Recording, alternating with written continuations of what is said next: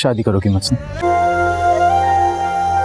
आज तो काफी रोमांटिक मूड पे लग रहा है। ड्रामा सीरियल रहमत के आने वाले एपिसोड में आप लोग देखेंगे अलीज़ा बेचारी के साथ जिंदगी में इतना बड़ा जुल्म होगा, उसने इस बात के बारे में कभी सोचा भी नहीं था। एक बार इंसल्ट सुनने के बाद बार बार इंसल्ट, अब तो वो अपनी जिंदगी से हार ही चुकी है। दूसरी तरफ जुबिया का मेडिकल कॉलेज में एडमिशन होने जा रहा है। दादी अपने बेटे को खुशी खुशी ये बात सुनाती है, लेकिन आलम साहब को अपनी बेटी की ये बात सुनकर जरा भी खुशी नहीं होती, क्योंकि उसके इर्द गिर्द जो आजकल बातें चल रही हैं उसकी रुमैसा बेगम की तरफ से। यहाँ पर वो समझता है कि मैं किसी को मुंह दिखाने के काबिल नहीं रहा अपनी बेटियों की वजह से, लेकिन अपनी बीवी के करतूत जिस दिन इसके सामने आए, जिस दिन अपनी बीवी की साजिशें इसके सामने आई, तब इसे पता चलेगा कि इसकी बेटियों ने तो इसका सर फखर से ऊंचा किया है, बल्कि इसके बेटों ने इसका सर शर्म से झुका कर रखा हुआ है। वहीं पर दूसरी तरफ ज़ोएब अपनी माँ और बहन को इस बात पर एग्री करने की बहुत कोशिश की कि वो किसी भी सूरत अलीज़ा के अलावा किसी और से शादी नहीं करेगा, लेकिन उसकी माँ ने भी उसे बहुत धमकाने की कोशिश की, लेकिन उसके बेटे ने अपनी माँ की और अपनी बहन की एक भी बात नहीं सुनी। यहाँ पर अब वो अपना घर छोड़कर और अपना सारा सामान पैक करके घर से जा रहा है। अभी यहाँ पर अपने बेटे को इस तरह जाते हुए देखकर उसकी माँ को काफी तकलीफ हो रही है। ज़ोएब की बहन कहती है, इसी सूरत में तुम अपनी माँ को ऐसी कंडीशन में छोड़कर जा रहे हो, तुम उस लड़की की वजह से अपनी माँ के बारे में भी नहीं सोच रहे। लेकिन यहाँ पर ज़ोएब भी गुस्से से कह देगा, जब आप लोग मेरी बात नहीं सुन रहे, मेरी खुशी का आप लोग जरा भी ख्याल नहीं कर रहे, तो मैं आप लोगों की बात क्यों सुनूं? अब आप दोनों मेरे लिए मर चुकी हैं। ये बात बोलकर वो अपने घर छोड़कर चला जाएगा। यहाँ पर आग में तेल डालने की और कोशिश करेगी ज़ोएब की बहन, और अपनी माँ से कहेगी फौरन उस लड़की के घर जाएं और उसके घर वालों की अच्छी खासी क्लास लेकर आएं। उस लड़की की वजह से ही आज हमें ये दिन देखना पड़ रहा है। उस लड़की ने पता नहीं क्या जादू कर दिया है इस पर।